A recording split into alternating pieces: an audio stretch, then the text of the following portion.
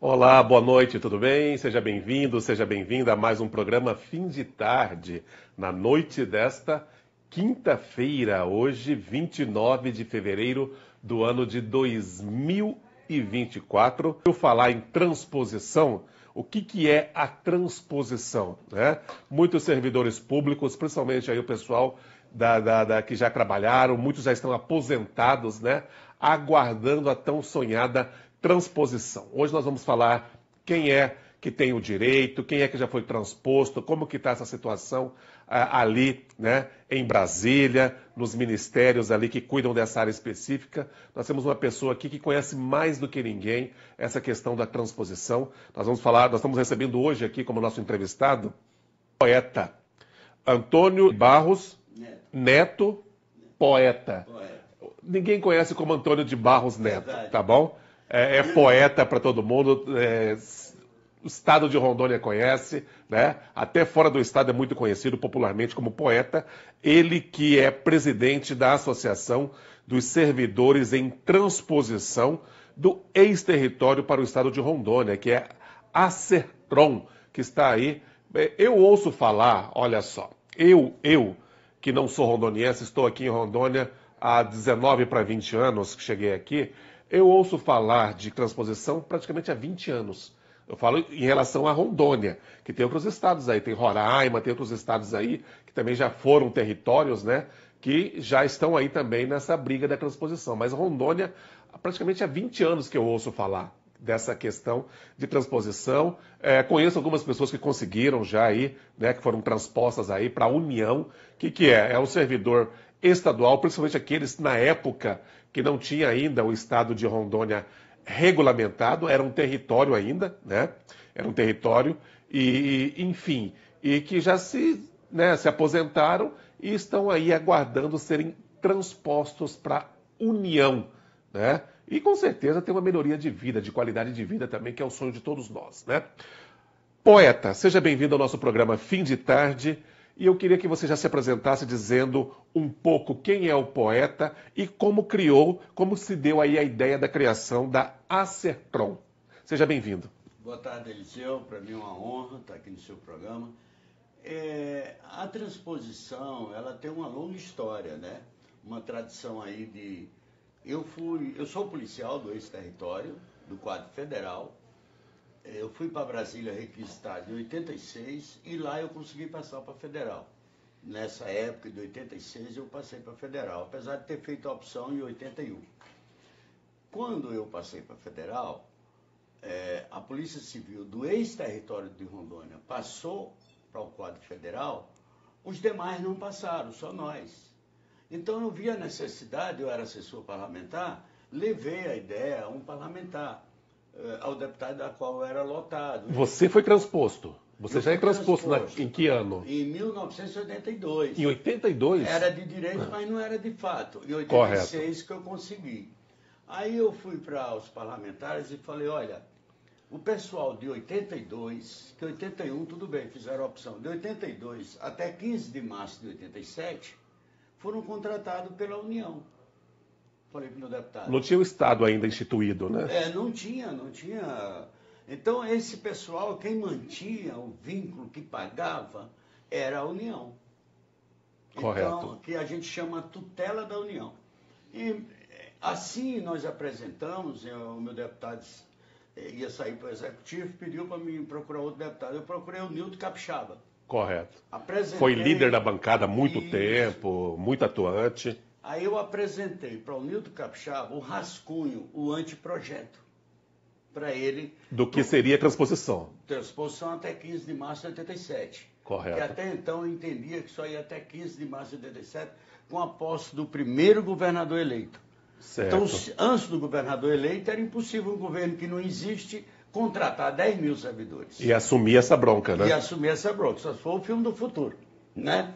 Com antecipação, o cara não é governador e já contrata 10 mil pessoas. Foi o que ocorreu entre 82 e 87, 15 de março de 87. Pois bem, apresentei ao Nilton Capixaba, ele era do PMDB, e também na mesma hora eu peguei o outro rascunho e levei para a senadora Fátima Cleide.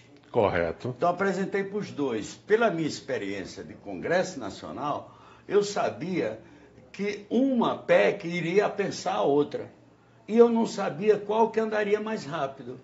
O que ocorreu? Quando eu apresentei para a senadora Fátima Cleide, ela foi engavetada um tempo, porque os sindicatos foram em cima da senadora, para não apresentar. E o porquê? O sindicato da época. O porquê?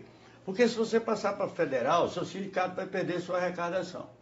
2.000, 3.000 servidores para os sindicatos estaduais vai dar quase R$1 milhão mensal. Então, o interesse financeiro da coisa, né? Interesse financeiro. Então, pensando bem, né, qualquer um que possa indagar, só indagar. Quem é Kamikaze? Ou Teresa de Calcutá?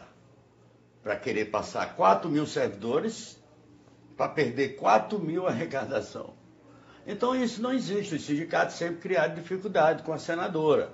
E a senadora, muito interessada, queria apresentar, mas os sindicatos seguraram. O Nilton Capixaba, nós conseguimos avançar e aprovar na CCJ, enquanto a da Fátima ficava paralisada. Quando aprovou na CCJ da Câmara dos Deputados, a PEC do Nilton Capixaba, a Fátima Cleide chamou o sindicato e disse, olha, o negócio está funcionando, o doido aí está indo.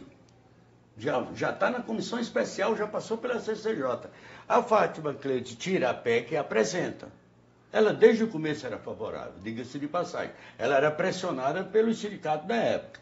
Ela apresentou, como ela tinha maioria absoluta no Senado, dá para entender que em 5 sessões deliberativas ela rapidamente aprovou. E passou na frente, né, nos trâmites da do Nilton Capixaba, que continuou na comissão especial.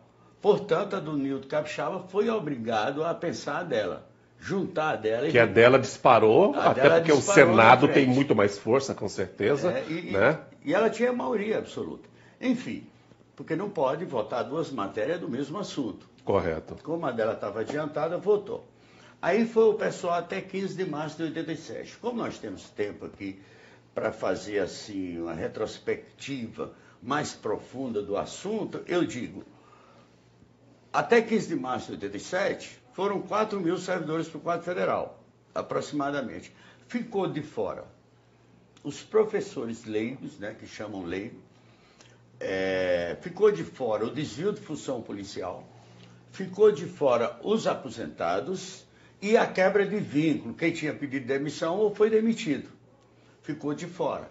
Por isso a necessidade de criar outra PEC, outra proposta de emenda constitucional para abranger o que o próprio Ministério estava negando. Alegando, não, esse cara não tem vínculo, perdeu o vínculo. Ah, não, o professor não tem magistério. E na época não se exigia magistério. Naquela época não tinha nem como, né? É um período muito difícil de criação de um Estado. Quantas e quantas pessoas que vieram do Nordeste, né, arrebanhados ali do Nordeste, e chegaram aqui para servir a vários segmentos, né, tanto da polícia, né, como saúde, educação. Então não tinha como exigir a questão da qualificação do ensino superior, e muito menos exigir muita coisa, porque não tinha mão de obra para abranger o que precisava para a estruturação do Estado. Então essas pessoas vieram mesmo sem qualificação, não existia a questão do concurso público, né? Muitos foram pegos a laço realmente e vieram para o sonho do Estado de Rondônia, né, poeta? É mais ou menos isso? É exatamente isso, literalmente o que você falou. Eu vou dar um exemplo aqui perto de você. Eu costumo chamar, e é verdade, nós somos pioneiros, nós somos heróis do ex-território, né?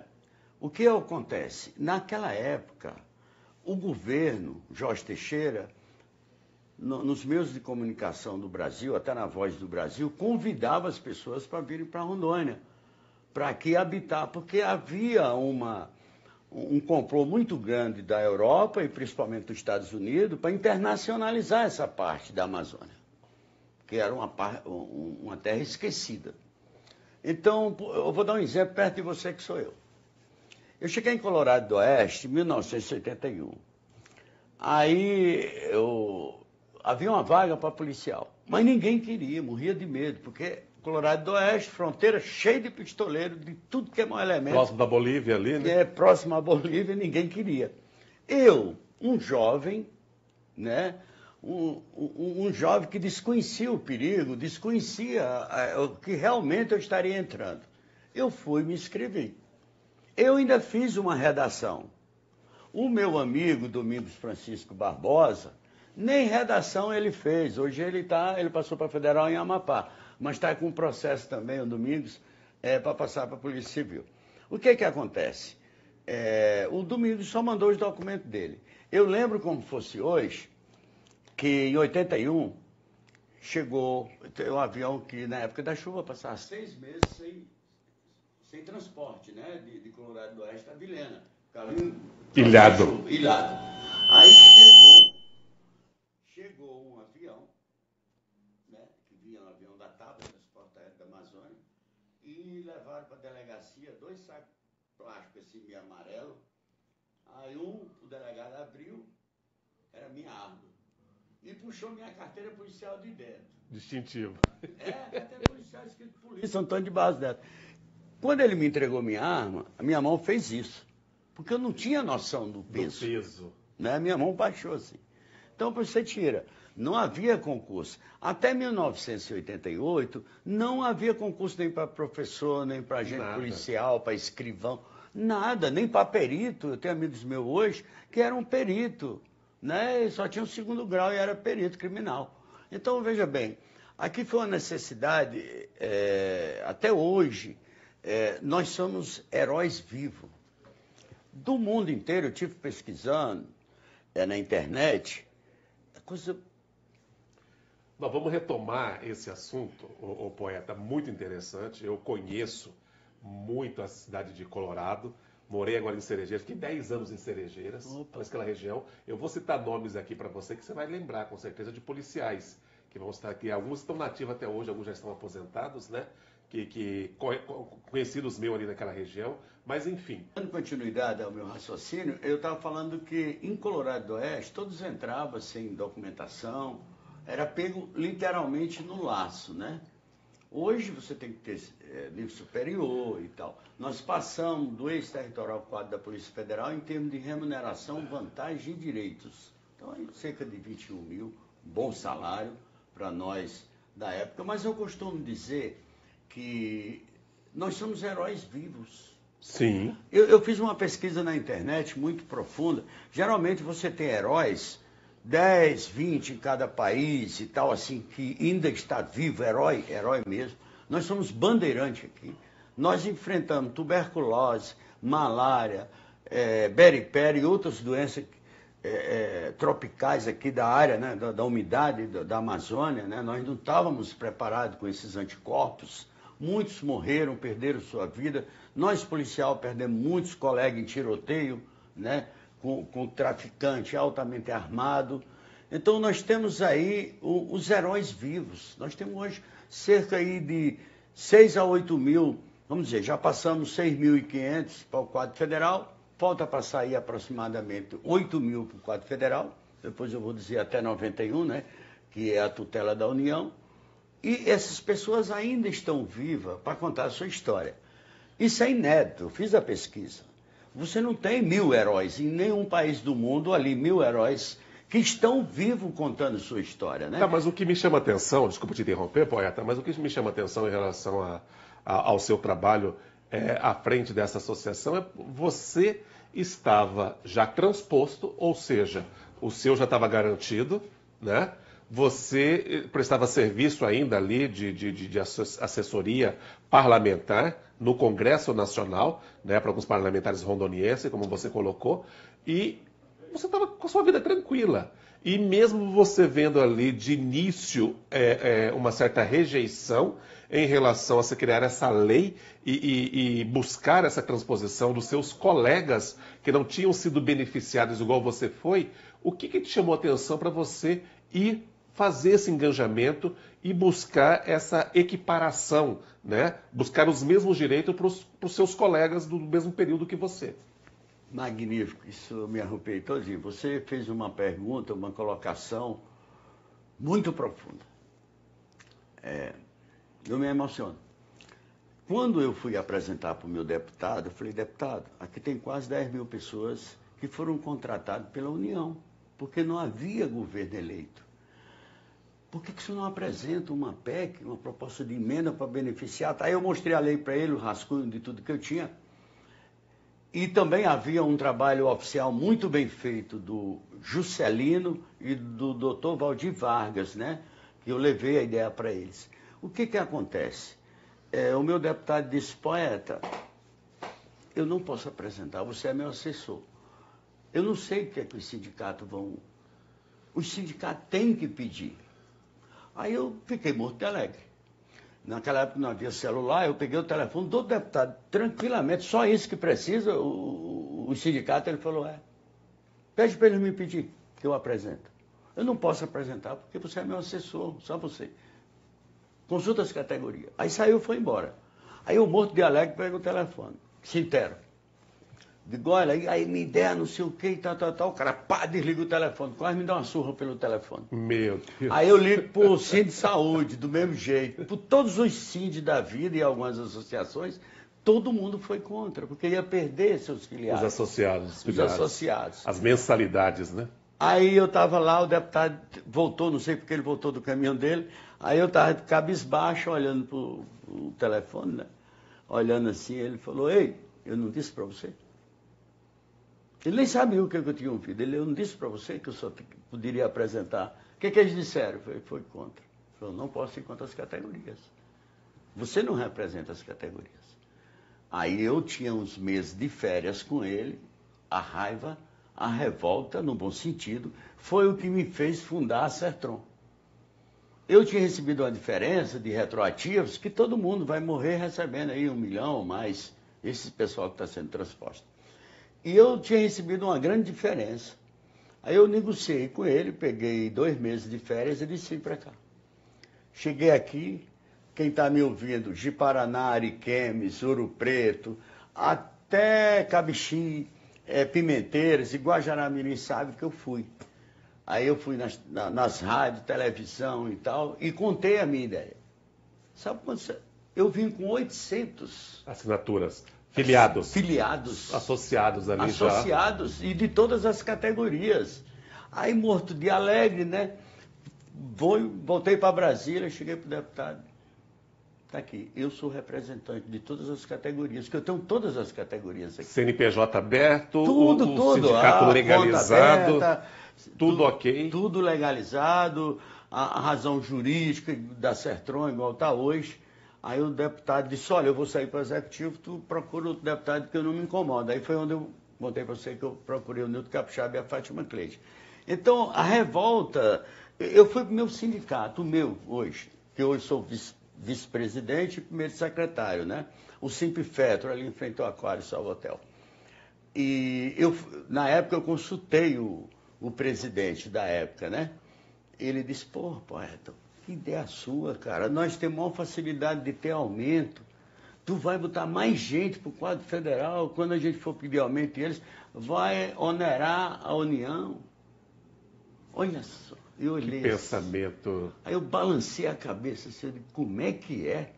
Os meus colegas que perderam a vida, outros que foram hospitalizados, sofreram doenças, perseguições de bandidos e tal, professores que andam 30 quilômetros com compra nas costas. O famoso cacaio. Isso, para levar para o aluno, o professor era na época o professor, o faxineiro, o merendeiro. E o merendeiro. E ainda era o professor. Então, muitas pessoas dessa foram deputados, outros que foram lecionados primário por esses professores. Aí quando me chamam de professor leigo, me dá revolta. Tem juízes que foram lecionados por professores, que eles chamam leigo. Então vamos caçar o diploma de todo mundo, que eles não tinham legitimidade para dar o primário, né? Vamos dizer assim. Então, essa aqui é uma história bonita, né? A gente, de vez em quando você pesquisa, você vê aquele pessoal sofredor, desde o soldado da borracha, estrada de ferro, madeira mamoré, que tinha ali os seus soldados. E deram sangue para a criação, né, na época do território, aceitaram o convite de vir para cá, nesse desafio de vir para cá, num novo território, a Amazônia, né, fechada, vieram para a Amazônia, não vieram para Rondônia, não existia Rondônia, né, naquela época. E realmente precisam ter esse reconhecimento, precisa, como você coloca, né, são verdadeiros heróis, e muitos desses heróis esquecidos, que as novas gerações não sabem quem são, não conhecem, não reconhecem, né, e não respeitam porque não conhecem. Então, precisa realmente estar aí tocando nessa questão aí do reconhecimento. Poeta, nós vamos a mais um intervalo, é rapidinho, tomar mais uma água e já voltamos com esse tema muito importante. Eu vou querer saber do poeta quais são os servidores do ex-território, os servidores aí, que têm realmente o direito, né? A gente, primeiro ele colocou aqui, o pessoal de 82 a 87, depois de 87 a 91, e aí tem a questão de PEC, que eu, né, enfim, tem um monte de coisa tramitando aí a nível do Congresso Federal, né, em alguns ministérios específicos, e, enfim, nós vamos saber de tudo isso, não sai daí rapidinho, já voltamos com mais um bloco do nosso programa Fim de Tarde. O nosso entrevistado de hoje é o Antônio de Barros Neto, conhecido popularmente como poeta, né? Ele que é o presidente da Associação dos Servidores em Transposição do Ex-Território para o Estado de Rondônia, a ASERTRON, e o nosso tema hoje, desta quinta-feira, é transposição. Tema que interessa a muita gente mesmo. Como eu falei anteriormente aqui para o poeta, praticamente há 20 anos que eu ouço falar de transposição. Realmente eu me lembro da ex-senadora Fátima Cleide, né? No período ali militando, e quando houve a primeira aprovação ali, do primeiro grupo que foi transposto, né, as comemorações e tudo mais. Nesse período, poeta, a gente ouviu falar de várias PECs, né? PEC 07, PEC 40 e alguma coisa, PEC... O que seriam essas PECs? Qual é a importância disso, né? E se você tem aí, de repente, no seu HD guardado, quantos colegas seus já foram transpostos e quantos mais estão aguardando aí a tão sonhada transposição, poeta? Opa, foi bem.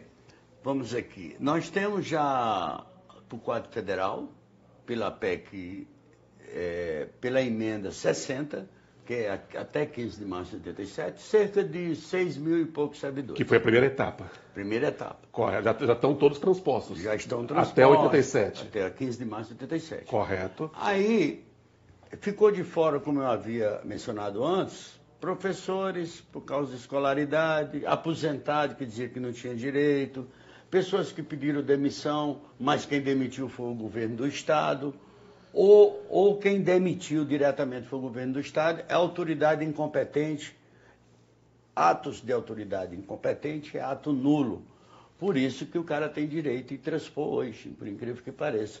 Nós temos pessoas que estavam há 25 anos sem trabalhar, que foi demitido, e nós conseguimos apresentar ele como federal. Quem demitiu ele foi o governo. O governo não tinha autoridade. Era Estado, e ele era servidor federal. É a mesma coisa você entrar aqui... Somente a União teria essa autonomia de desligar ele, de tirar ele ali, de repente exonerar ele de qualquer cargo que ele ocupasse. Você fala ali da primeira PEC, você falou de uma emenda, né? Sim. Emenda número 60, é isso? 60, é. Ela deu direito ali para os servidores de 81, 82 até 87. Perfeito. Aí depois a gente ouviu dizer que os servidores também de 87 a 91 também teria direito. Como está essa questão? Estava ali para o Congresso aprovar, foi aprovado, realmente vão ser transpostos esse pessoal até 91, depois se fala mais até 93, 95. Sim. Como que está essa questão, poeta? Boa pergunta. Vamos aqui pausadamente. Essa é uma matéria complexa, né? Para quem não tem profundidade no assunto. Mas você veja que, como eu disse antes, muitos ficaram de fora, por isso que havia a necessidade de uma nova redação. O Romero Jucá apresentou uma PEC apenas, veja bem, apenas para Roraima e Amapá. Aí, o senador Ivo Cassol, eu fui atrás do senador, e, aliás, de todos, né, Raup, todos os senadores e deputados, para a gente apresentar uma emenda na PEC do Romero Jucá, que levava Roraima e Amapá até 98. E a gente queria levar Rondônia também, para essas categorias que não entrou, né? Aí o Romero Jucá falou, olha, já está na Câmara, se vocês forem apresentar a emenda, vai voltar para o Senado. Deixa aprovar na Câmara, que eu edito, peço uma MP, que é uma medida provisória, e aí você coloca Rondônia. Como assim foi feito? Nós colocamos Rondônia, que essa PEC 199, com a MP do Romero Jucá, que beneficiou Rondônia, aí ficou Roraima, Amapá e Rondônia, que virou a emenda 98, ok? Mas aí a emenda 98, ela englobava o pessoal que ficou de fora, professores e tal, escolaridade, quebra de vínculo, etc. Aí não conseguiu abranger o pessoal até 91, mas fechou a porteira e ajudou ali as pessoas, vamos dizer, aposentados e outras categorias que nós colocamos dentro da PEC, do Romero Jucá, que virou a emenda 98. Aí, mesmo assim, o pessoal de 91 começaram a reclamar. Não que nós temos direito, porque nós temos a tutela da União, da Lei Complementar número 41. A Lei Complementar número 41, que fundou o Estado de Rondônia, ela diz que o Estado de Rondônia ficará sob a tutela da União durante 10 anos. Isso foi criado em 81, o novo Estado, Rondônia. Se você põe 10 anos, lógico, vai para 91. Aí fechou a questão, que foi a PEC 07, que o senador Randolfo Rodrigues, que é líder do governo, apresentou para Roraima, Amapá e Rondônia. Rondônia até 91 e Roraima e Amapá até 98. Que é essa PEC 07, que hoje chama-se PEC 47. Perdão. Só um minutinho. Fique à vontade, poeta. O poeta é... Uma longa história. Agora veja bem, o pulo do gato.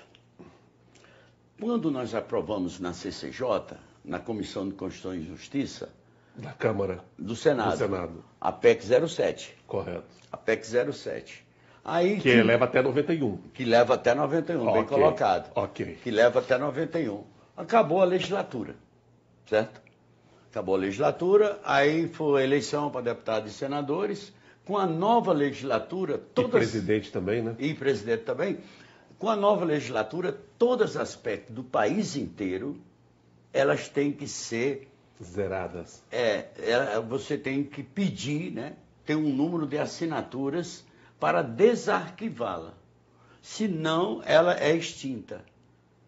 Porque se fosse assim, você pega, por exemplo, por que o regimento exige isso do Senado? Porque digamos que lá tem 1000 PECs do Brasil. Aí muda a legislatura, muitos saíram para governo, muitos perderam para senador, fica sem pai a PEC. Então só fica, vamos dizer, obstruindo as votações, porque não há nenhum interessado.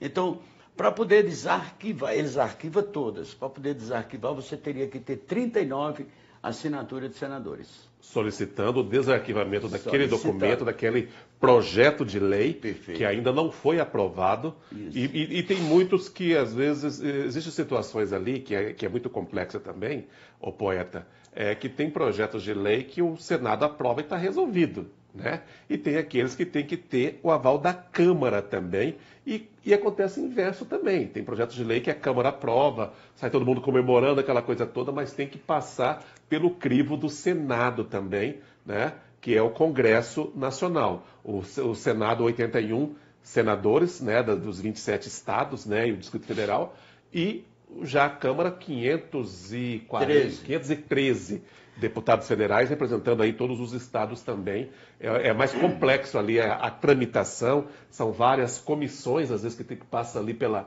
análise, né, dos membros de comissões, para depois ir para o plenário, para votação, essa coisa toda. Então, é uma situação complexa. Por isso que nós estamos há 20 anos ouvindo falar de transposição. Falar nisso.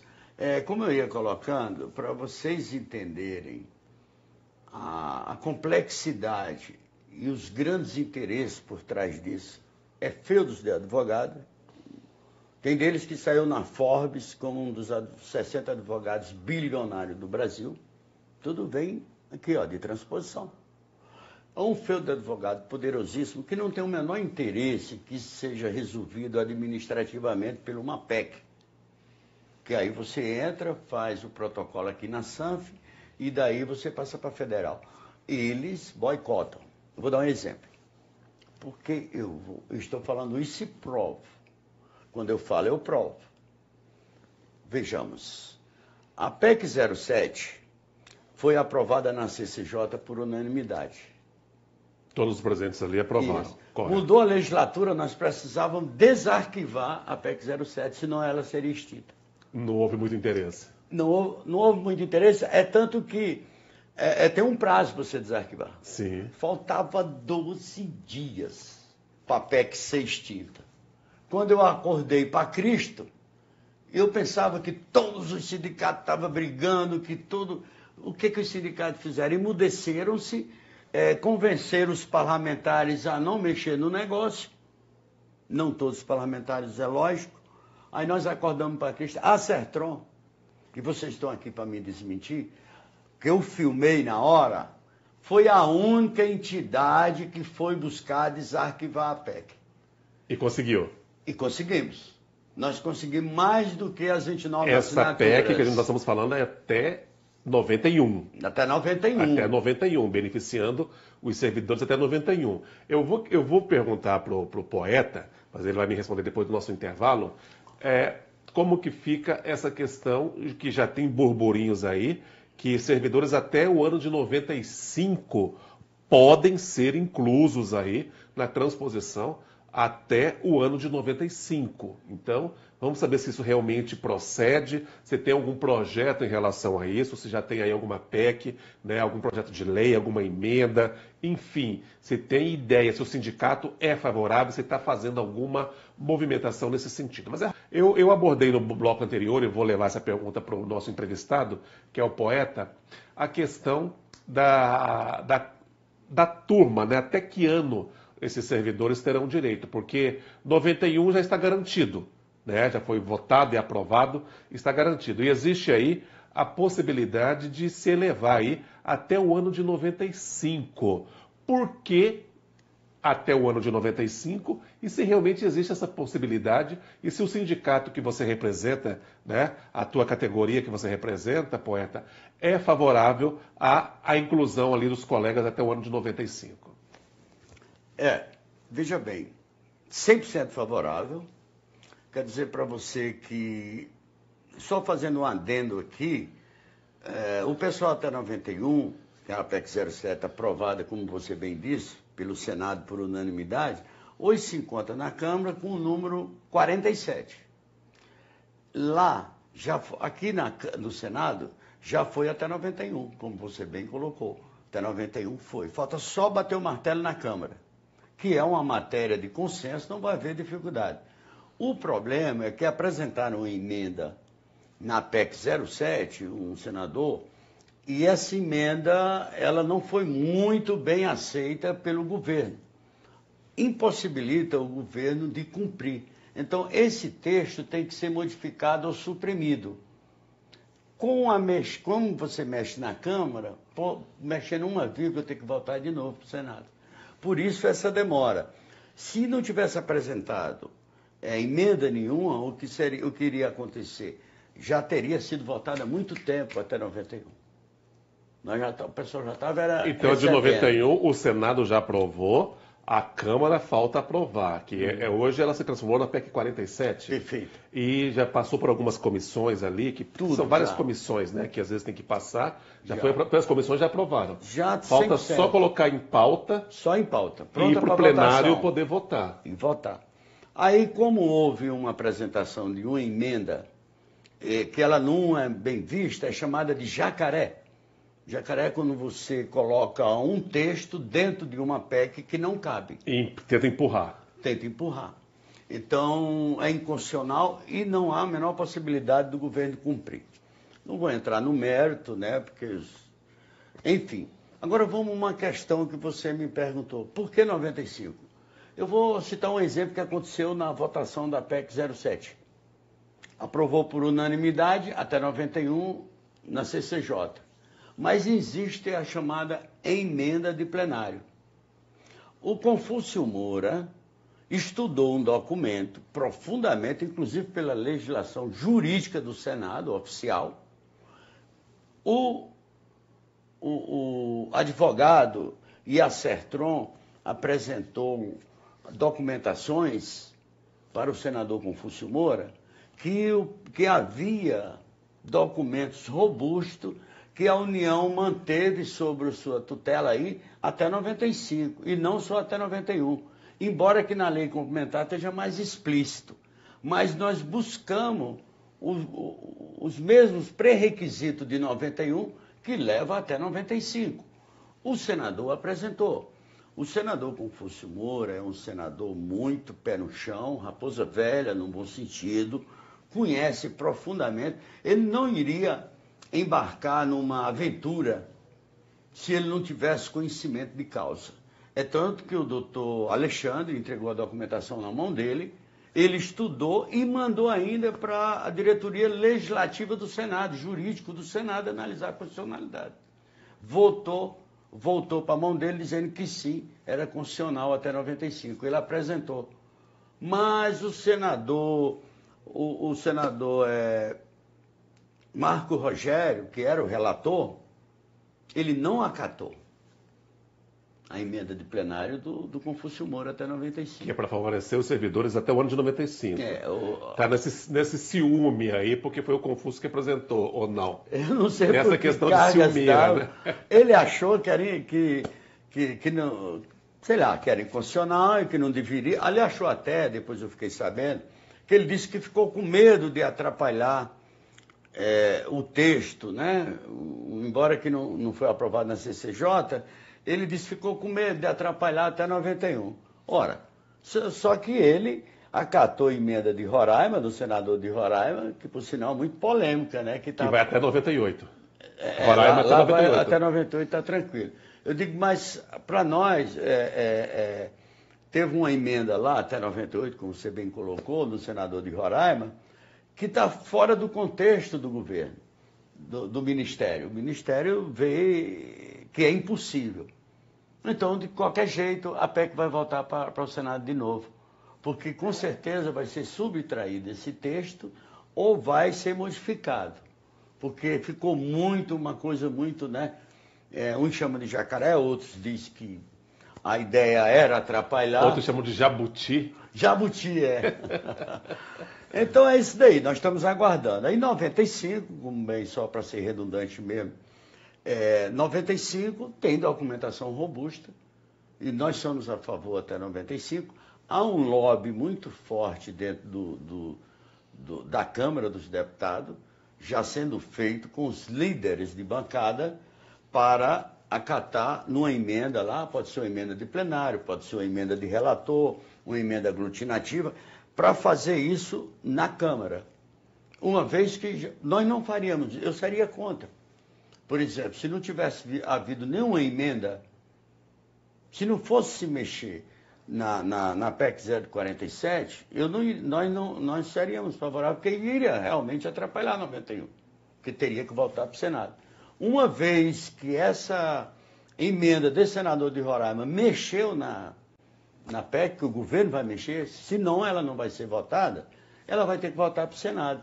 Aí nós aproveitamos para apresentar novamente na Câmara, né, o que foi rejeitado pelo relator Marco Rogério lá no Senado.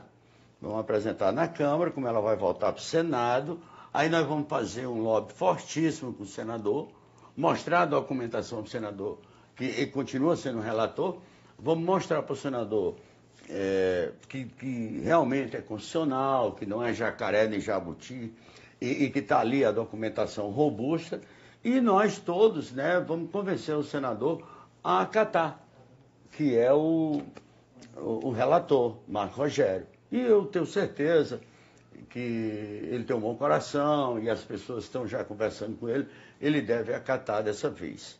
Então, está aí a nossa luta, ela é uma luta muito árdua, tem 20 anos. A Sertron, ela vai fazer a comemoração aqui no Cipifetro, né? Vou até falar com o meu presidente, que eu sou vice, para a gente fazer lá, que tem um espaço maior, a comemoração dos 20 anos, dia 3 de abril. De criação da Sertron. De criação da bacana, minha associação. 20 anos, nós vamos fazer, vamos convidar os deputados, senadores, e dali vai ser discutido a imprensa também. A imprensa, principalmente. E eu quero agradecer toda a imprensa de Rondônia, SIC, Bandeirante, Record, aqui o nosso jornal é da tarde, né? Sim. Porque vocês que dão sustentação, dão vida, que quando nós nos comunicamos, o que é a transposição, o que eu queria pedir, inclusive, para os comerciantes, que são sócios da Associação Comercial, da FEComércio, da Fiero, são bilhões que entram para o Estado. Com certeza. E é perene. Não é igual uma construção de uma ponte, um dinheiro que vem se acaba, de uma hidrelétrica, que se acaba, volta ao zero. Não, é perene, é todo mês. Então isso é algo muito sério. E direito constituído, né? Com certeza. Direito constituído. Nós não estamos buscando privilégio nenhum. Se eu pegar nos velhos, nós estamos morrendo, aguardando. Poeta, olha, um tema muito bacana. Quando eu falei para você que o programa tinha 1 hora, você assustou. E 1 hora já se passou. Estamos finalizando o programa. Vamos marcar mais vezes. Eu sei que você tem muitos compromissos, tem uma agenda extensa em Brasília, né? Agora com a volta aí do trabalho legislativo. Tem que fazer esse lobby, tem que estar ali de gabinete em gabinete, com passa embaixo do braço, pedindo, né? Orientando ali os deputados e os senadores. E, enfim, é um trabalho muito árduo. Mas eu só tenho que agradecer aqui a sua presença. Tá bom? E vamos marcar mais vezes, meu irmão. Vamos marcar mais vezes, que é um tema que interessa muito ao nosso público, à nossa sociedade. E muito obrigado por você participar do nosso programa aqui. Eu que agradeço a audiência, né? Quero desejar a todos. Eu queria pedir, assim, finalizando aqui, que orem muito, igual nós oramos para mais de 7.000 servidores que hoje são federais. Vamos orar, vamos acreditar e pedir bênção a Deus. E o trabalho nós fazemos, com Deus na frente, primeiramente. Apaga tudo que eu disse, primeiramente com Deus. Obrigado. Com certeza. Essa foi a participação do nosso amigo poeta, presidente da Acertron, falando sobre transposição. Nós voltamos amanhã com mais um programa Fim de Tarde. Uma ótima noite para você. Paz, saúde, alegria, felicidade, com as bênçãos de Deus. Até lá.